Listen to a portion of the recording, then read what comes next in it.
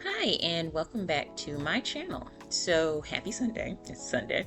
But today is going to be another installment in my In Defense of series. And I thought it'd be appropriate, since Superman just came out, to do a In Defense of Batman versus Superman Dawn of Justice.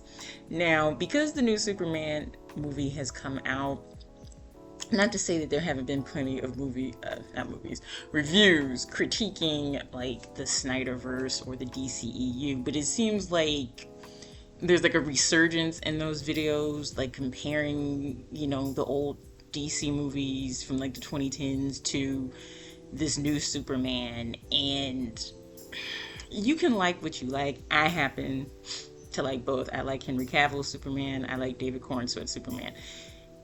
There's just at the moment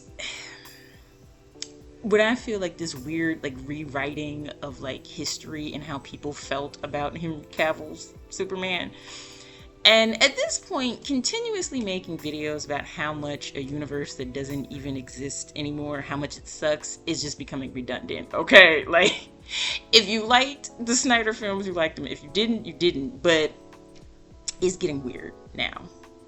That's all I'm gonna say about that. It's getting weird, it's getting redundant, and I don't like it. So today we're going to be doing a defense of Batman vs. Superman. As per usual with these videos, this is not a comprehensive review.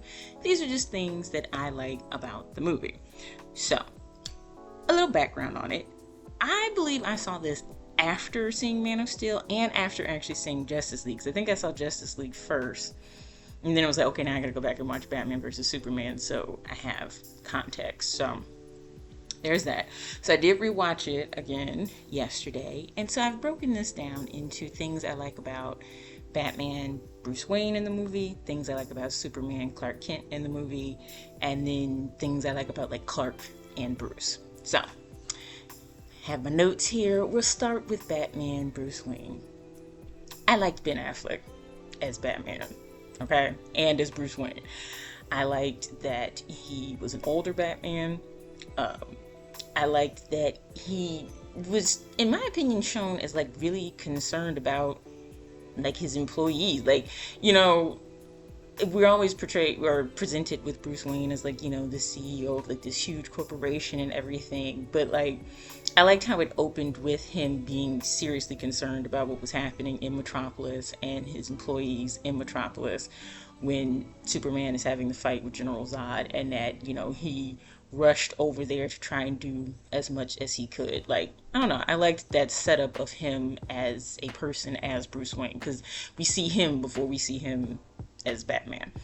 And yeah, and keeping in mind with that, like I said, I like that he was older. I like that you saw what 20 years of being Batman does to someone, like what it does to Bruce Wayne, that after all that time being like this vigilante hero, at some point you kind of are like hollowed out a little bit. And then on top of it, being confronted with the reality of like Superman, this all-powerful, well, at least from his perception, this all-powerful alien that can do all these things, and it's kind of out of his like his comfort level or whatever, because it's like he's used to dealing with, crazy people in Gotham City, but this is something else, entirely. I also love Jeremy Irons as his Alfred, because I've been like, I've loved Jeremy Irons since I was a kid. And I just thought he worked really great with him as a team. I liked that you saw that he was more than just like his butler slash guardian, that he was actually like, they were a team. Like, he was helping him throughout the movie with all of his like investigation and everything. And I just loved that. I also loved at the end, after, he has the confrontation with Superman, and then he realizes that the reason why Superman came there in the first place was to ask for his help, and then he goes and saves Martha Kent. I just love that whole sequence of him going to rescue her, and him telling her, I'm a friend of your son's, and she said, I figured the cape. But I just think that that's a wonderful moment, and kind of like a nice setup to in Justice League when he gets her house back. Like, I don't know, something about that just seems sweet, that he, went to save Superman's mother as soon as he realized what was going on. And lastly, Ben Affleck was fine in Batman versus Superman. I feel like sometimes with like critiques, people want it to be deeper than it is, and sometimes for me it's not any more deeper than somebody being attractive. And Ben Affleck as Batman was fine, way finer than Robert Pattinson as Batman, and I stand on that. He was fine. He was fine. I don't care. Anyway, especially the training sequence that he had in Batman vs Superman. I don't care. Anyway, so that concludes the Batman portion of this video. Okay. So, things I liked about Superman and Clark Kent. As I stated in my Superman video, the Clark Kent / Superman and Lois Lane relationship in these movies, Man of Steel, Batman vs. Superman, and Justice League, is the only one I actually like. And I will reiterate it that that's because this Lois Lane, in my opinion, is the only one who acts like she actually likes Clark Kent. Okay?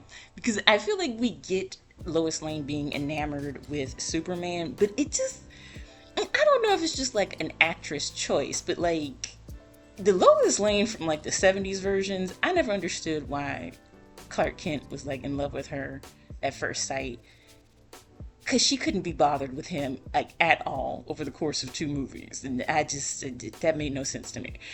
And I saw like a video recently saying that Amy Adams and Henry Cavill didn't have any chemistry. That's subjective, up to personal opinion, but like, no. And I feel like, again, back to people wanting to compare every single thing from the Snyderverse to this recent movie. If you like the recent chemistry between David Cornsett and Rachel Brosnahan, fine. But to then like act like Amy Adams and Henry Cavill had no chemistry, no, I'm not doing that. So yeah, I love their relationship, particularly the scene after, the beginning of the movie. Superman rescues Lois Lane. And so she's at home, kind of like decompressing from everything. She's in the bathtub. And the thing I like about that scene is it just looks realistic. Like the things that are in her bathroom, like the Olay body wash, like, just regular stuff women use. I don't know. Everything about it seemed like realistic, that you'd get home after something like that and you just want to be in your tub chilling. And then, oh man, Clark Kent walk in. Fine. Had flowers, had groceries. Gets in the tub with her. I don't know. It's a great scene to me.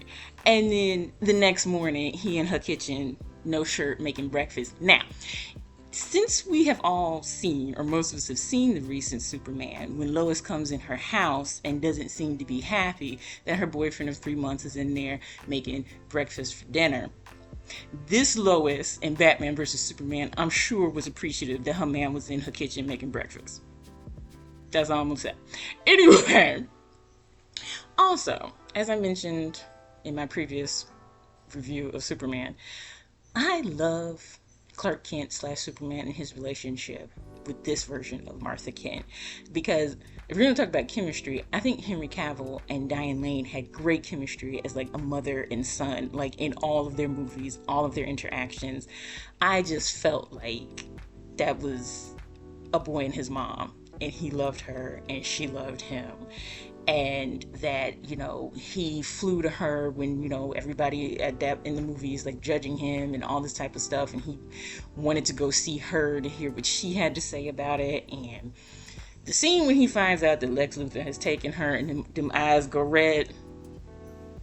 I love how much he loves her, cares for her, is concerned for her, and it's like that through line, their whole entire relationship, just in, like I said, specifically in this movie, Batman versus Superman, how much he loves her and how much he's motivated to go to Batman to try and get him to help him get her back, which, as previously stated, Batman does.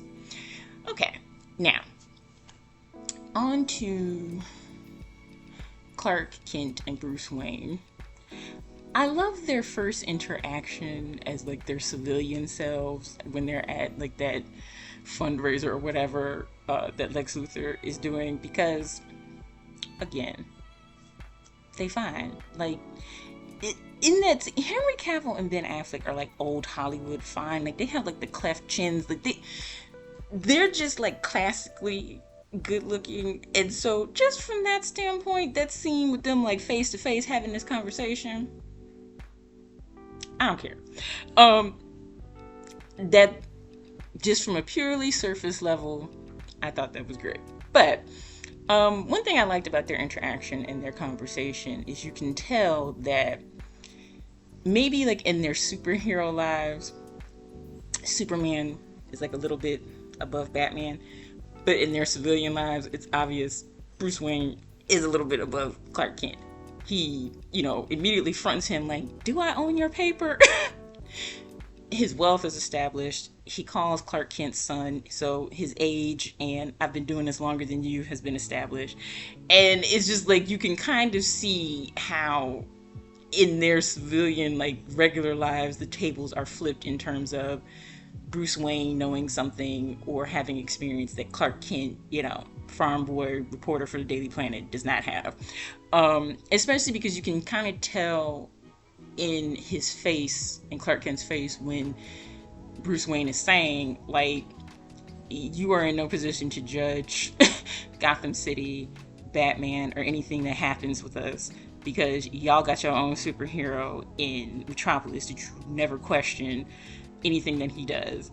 You just write fluff pieces about him and you don't have any type of actual critique or criticism about him. And you can see that that might be like the first time in this, like, I think the movie set like 1.5 years after the Man of Steel, like the first time that Clark Kent has been confronted with the reality that, outside your bubble of Metropolis, this is how you are being perceived, especially by people in Gotham City who would have had a much more grittier or darker experience with things than maybe the people in Metropolis, and like their experience with Superman versus a Gotham City that would need a Batman. And I also liked how in the beginning of the movie it opens up with Bruce Wayne as Bruce Wayne, not Batman, but Superman is Superman, not Clark Kent, so that you can kind of see why Bruce Wayne would have this fear and distrust, because he's meeting him in his like vulnerability as a human being. You're rushing over there to see all these people that work for you and live in Metropolis to try and make sure they're okay, and you look up in the sky and you see this crazy epic battle taking place between these aliens, and you see in live time that destruction causing the deaths of all these people that you care about. I don't know. To me, that set that up realistically as to why he would be looking sideways at Superman. I don't know. I like that. And I did like the treatment of exploring how your life experiences would shape you as an orphan, because they are both orphans, but you see like this stark contrast between somebody like, Clark Kent or Kal-El, who you never meet your parents. You know that you're an orphan, but you never got a chance to meet them, versus Bruce Wayne, who, has these childhood memories, affection, attachment to his parents, and then they're just snatched away from him in front of him, and the trauma of that. And then you have then what follows, how they're raised.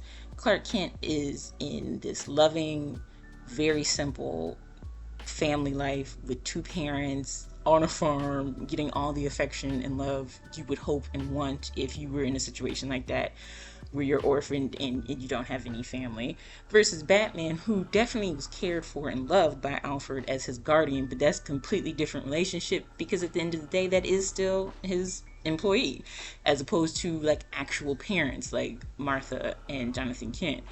And how when they're having like that confrontation, Batman kind of points that out, that like, you feel like you have a purpose, like you were sent here for a purpose, but I know sometimes senseless things just happen, like his parents' murder. So I thought that was just like this interesting contrast between these two different heroes, and how not having their birth parents and being raised by other people and who raised them, all of those things shape them into the people that we meet in the final act of the movie. So there's that.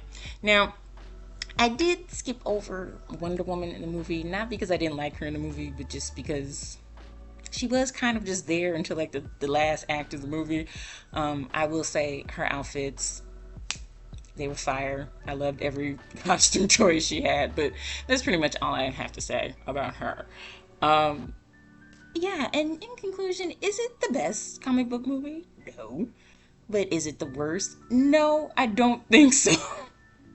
And so, yeah, those are just things that I really enjoyed about Batman versus Superman, and I enjoyed watching it again. And like I said, with these videos that I do in this series, it's just to remind people you like what you like, and you don't like what you like, and you don't have to like everything. But it's like the constant emphasis on trying to make people understand how horrible something is. It, like I said, it's redundant. Just either you're entertained or you're not. And I was entertained by Batman versus Superman.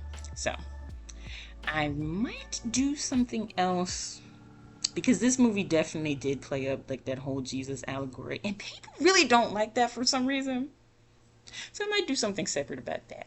But at any rate, if you've watched this video, if you've made it this far, I thank you for watching, and I will see you next time.